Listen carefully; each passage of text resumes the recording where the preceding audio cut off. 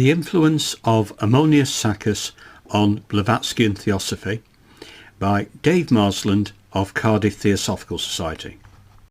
Ammonius Saccas, 175 to 242 AD, was a prominent philosopher and teacher of the 3rd century in Alexandria, Egypt. Not much is known about his life and work, and he either wrote nothing or his writings have not survived. He founded what later became the Neo-Platonist school of philosophy in 193 AD. Ammonius Saccas was born in Alexandria, a city known for its rich intellectual and cultural traditions.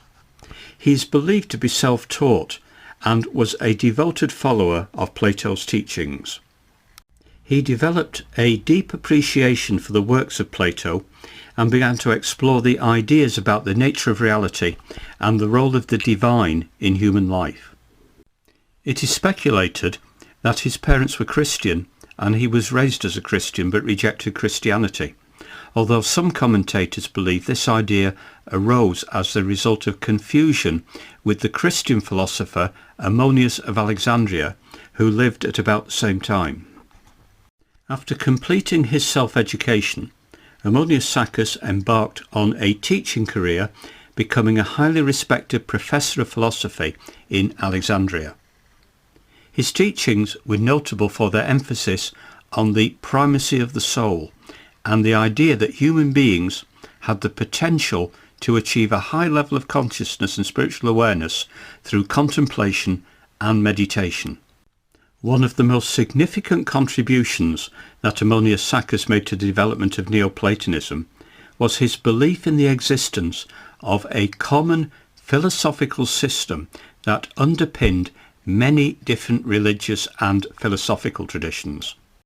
Ammonius Saccas saw himself as a mediator between these traditions, working to uncover the underlying philosophical principles that connected them all. Ammonius Saccas's philosophy had a profound impact on his students, many of whom went on to become important thinkers and writers in their own right. Among his most famous students were Plotinus and Origen, a Christian theologian who incorporated many of Ammonius Saccas's ideas into his own work. H.P. Blavatsky was particularly drawn to Ammonius Saccas's emphasis on a unified spiritual reality that transcends the boundaries of individual beings and material existence.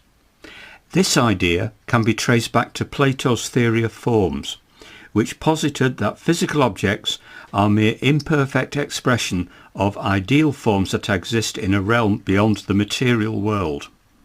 For Ammonius Saccas, this meant that all religions and spiritual traditions were essentially different paths to the same ultimate reality.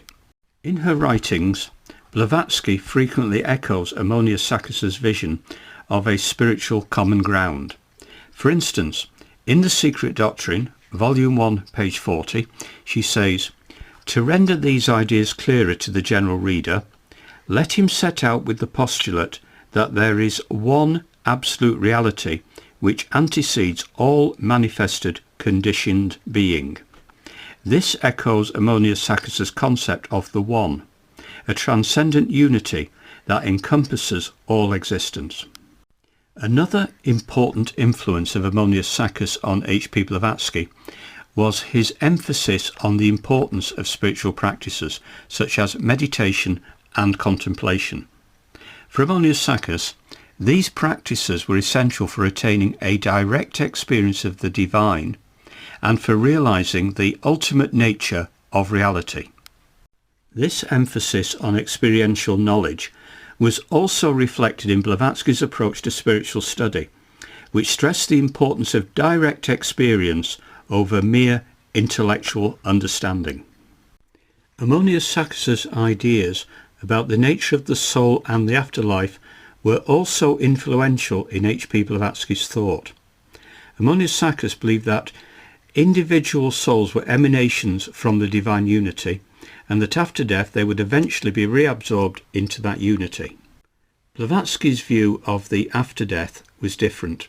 For her, the soul would evolve to perfection over many lives, but like Ammonius Saccas, she posited that the soul was eternal and immutable.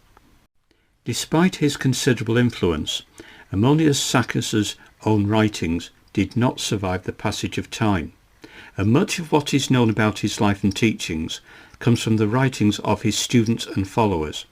Nevertheless, his ideas continue to inspire and influence philosophers and theologians to this day. His teachings help found a philosophical lineage and to shape the philosophical and religious landscape of the ancient world. His emphasis on the primacy of the soul and the underlying unity of different philosophical and religious traditions continues to resonate with people today, making his legacy a lasting one.